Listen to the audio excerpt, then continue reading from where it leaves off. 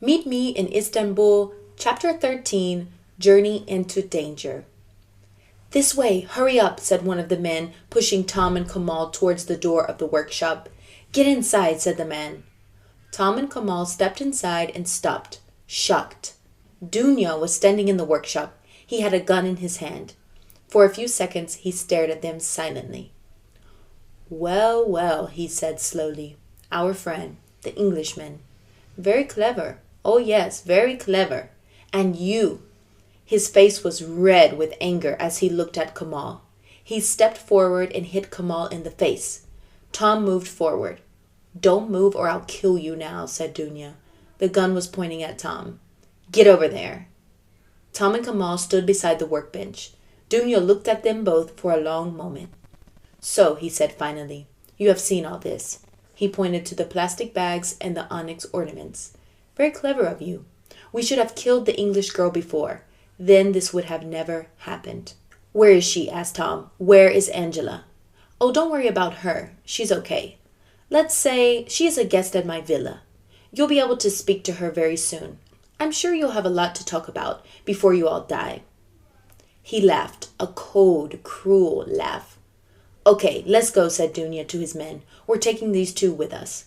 The men pushed Tom and Kamal out of the workshop and through the shop to the door.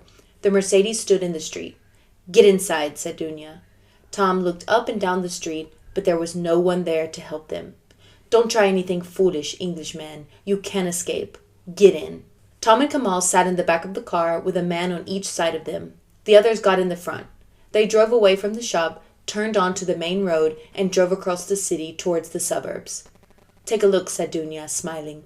Istanbul by night. So many people, so much life.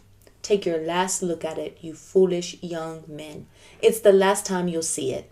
What has Angela got to do with this? Began Tom. We needed her at the beginning, replied Dunya. She was very useful. She helped us to arrange the export of things to England. She didn't know anything about our other business. But one day she left something in the office and came back for it in the evening. Most unfortunate for her, she saw what we were doing, and after that I could not let her go. Where is she? Asked Tom urgently. I'm not a cruel man, replied Dunya. I did not kill her. I have kept her in my villa. That's because you didn't know what to do, said Tom. Exactly. But we have no choice now. You know too much about us. What about the drugs when they arrive in Europe? Asked Tom. That's easy, replied Dunya. We have friends in England. The goods are delivered to dealers in England, and our friends buy them. Your fiancé helped us a lot. I shall soon be rich. Very rich. The Mercedes turned off the main road and drove along the small street towards Dunya's village. The car drove in through the gates of the villa up to the house. It stopped near the front door. It was a big villa with 3 floors. There were steps leading up to the front door. Out, said Dunya. They got out of the car. There was one small light above the front door of the villa.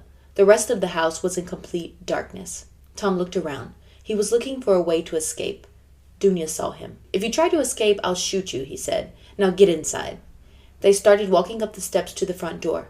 Stop! Shouted a voice. Suddenly a blinding light came on. The garden of the villa was full of men running towards them. For a second, Dunya stood frozen on the steps, shocked. Then he ran towards the door. It opened suddenly and 2 men jumped out.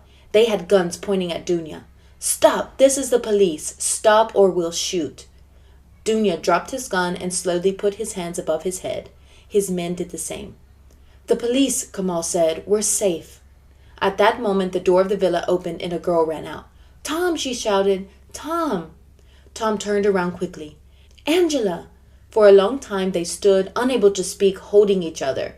Oh, Tom, said Angela, you're here at last. He looked into her eyes. Angela, my love, he whispered. Are you all right? Oh, yes, I'm all right. I'm fine. The police came here to the villa about an hour ago. We knew you were coming. The police were following you. Oh, Tom, I was so worried that Dunya would kill you. She put her arms around him again. Oh, said Tom suddenly. Angela, my love, I want you to meet a very good friend of mine. He turned and smiled at Kamal. Angela, this is Kamal. Hello, Kamal. Nice to meet you, said Angela. Hello, he said. I've never met you before, but I feel I know you very well. They laughed. Kamal has been wonderful, said Tom. Without his help, we wouldn't be here now. Oh, I only helped you a little, said Kamal. A little, said Tom. They watched as Dunya and his men were taken to a police car. How did the police know what was happening? Asked Tom. At that moment, a car drove up to the villa. A man got out of the car and walked towards them. He smiled. Hello, Mr. Smith, he said. We meet again. Mr. Pennington, smiled Tom. That's the end of Chapter 13, A Journey into Danger. If you want to know what happens in the very last chapter of this book, Chapter 14, Time for a Holiday, please listen to the next episode. See you soon. Bye.